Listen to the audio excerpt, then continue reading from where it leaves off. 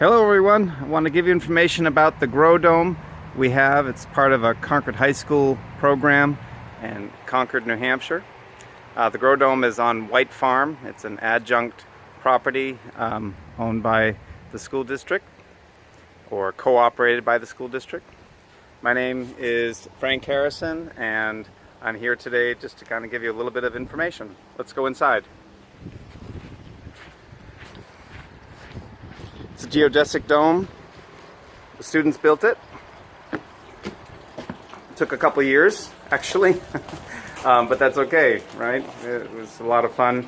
Sometimes the process, right, is more valuable than the product, but we've been really happy with our product.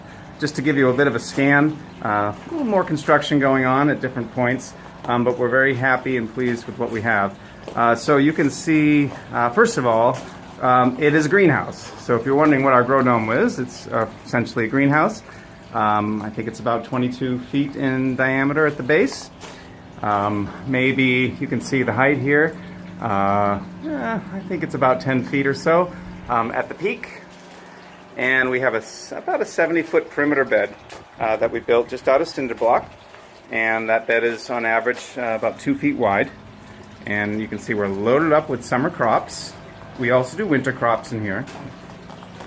But right now we're loaded up with summer crops and everything seems to be growing well. The reason these crops are growing so well is they get fish wastes as their fertilizer. And I'll explain that in a moment. So we have growing space. A lot of cucumbers coming here. And we have a tank. So the tank is about 1,300 gallons, I think, when it's full. I treat it, I think, at about 1,200 gallons right now. And then there's a sort of a suspended aquaponics system that is all incorporated into the tank. In this tank right now have about 85 tilapia. And they're about 110 grams each. We use this as a science lab, and so I pull out tilapia once in a while, put them in this tank for observation. You can see that tank is full of algae right now. That's actually okay. It's actually fairly clean water. I'll show you what I mean by that. A little bit too much algae, but you can see when you take a small sample,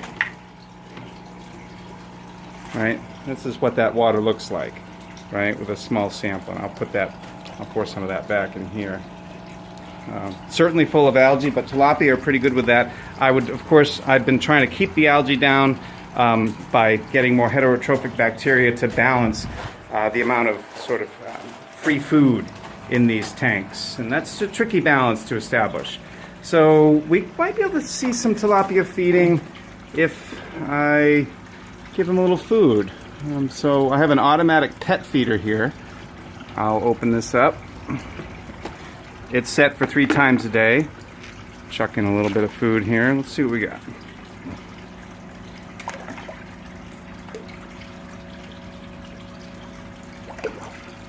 You can see the fish are pretty excited. They come right up. But unfortunately, you can't see them. The tank is black. And with that black tank, honestly, I can't even see them from this view. I see the splashing. I know they exist. And it's the only way I can catch them is to swoop down a pretty large net at the moment they're trying to feed. And they're usually hungry. I've been careful not to overfeed. I would like to give them more food, but I'm afraid my tank really wouldn't be able to handle it. So this system here, of course, to make this system work, you have to have a way to biofilter the water. And that water has to go through a gravel substrate with heterotrophic bacteria that are going to help process. And so we want the nitrogen cycle and nitrifying bacteria to do their thing. I also have a pretty elaborate filter system. Really, it's a mechanical filter system to get the solids out. So all that food that goes in, that food waste, has to get processed. I'm not going to go through all the details here. There's plenty of details online, but you can see this is a slow, capital S, capital L, capital O.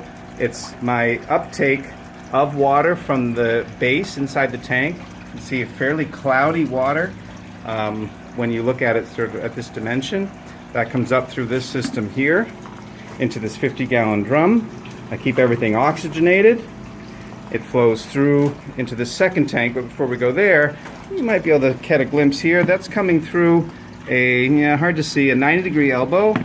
It's spinning in this direction here, like this, and at the bottom, just like a bunch of people getting into an above-ground swim pool, and they spin it around, everybody gets out, and all the junk collects in the middle.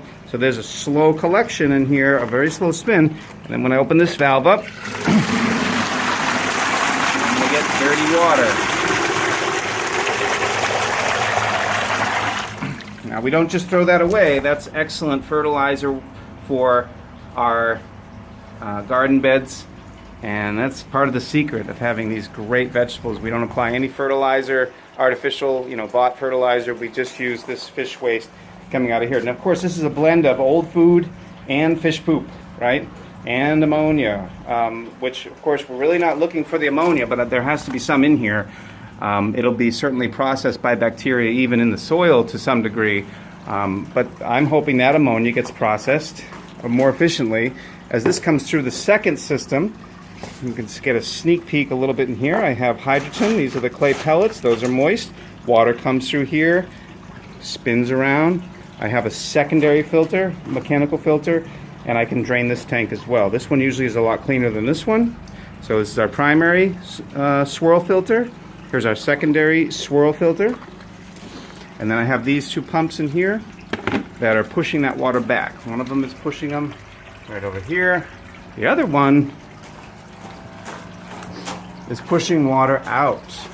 It's going out into my sand filter. I decided to minimize the holes, or maximize the tube I have in the wall, so I could minimize that. Here's a supply line coming in, an automatic filter, and I keep it on a timer. I also have a line coming out to my vegetables with a drip hose, and that's again all on an automatic timer. So I can leave this grow dome in the summer for a week, and it pretty much self-operates without any trouble.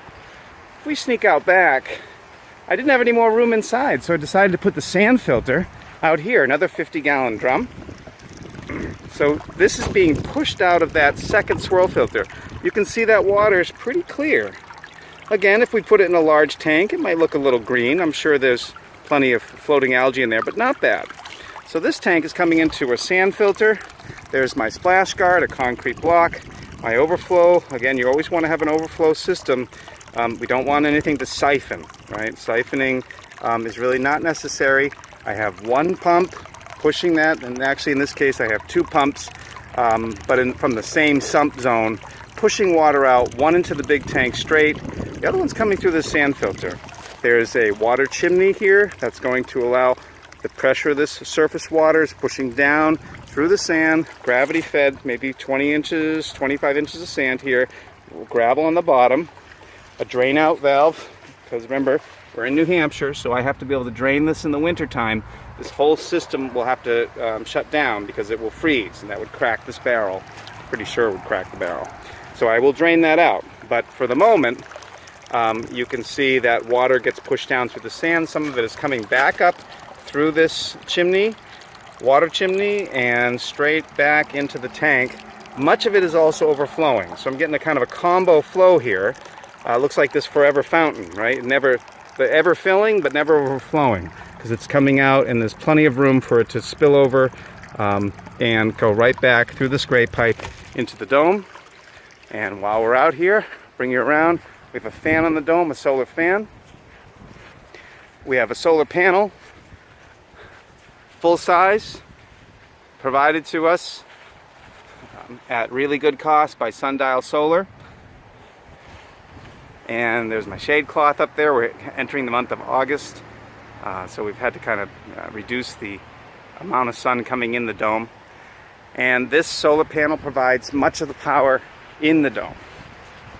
Not all of it. I've decided to connect some to the grid, but a lot of our systems are powered like the lights. Just give you a little demo here. That's my switch right here. Here's a solar powered fan. You always want to keep an air current. Here's the electrical box. The electric from the panel comes in here. And we have our Brat mini controller circuit breaker boxes, all the right equipment for 12-volt technology. 3 large deep cycle marine batteries under there, all connected in parallel to give us a 12-volt system. One of those electric lines runs straight under and comes up over here. We have a vertical growing system, somewhat recently built, on a timer with a pump and an air pump, water pump and air pump inside there, pushing water up, comes back down by gravity. We haven't loaded this up yet. We haven't quite decided what plants we want to grow there. Also, I've kept some of the pump systems off just so it wouldn't be so noisy, but this one turned on. It's on a timer. So now you can see what's going on with this vertical sort of ladder system. Water's being pumped up here. That's all solar power, pumping that water up. Comes down, steps through what's in here. More hydroton, right? So I want lots of surface area for bacteria to process the water. I'd say I have about 10 gallons in here and about, I think right now about 5 gallons in here. So I have about 15 gallons of expanded clay pebbles that this 1,000-gallon tank is being processed through. My plan is to, the third plan is to, or third phase is to add an NFT system, or NTF, nutrient thin film system.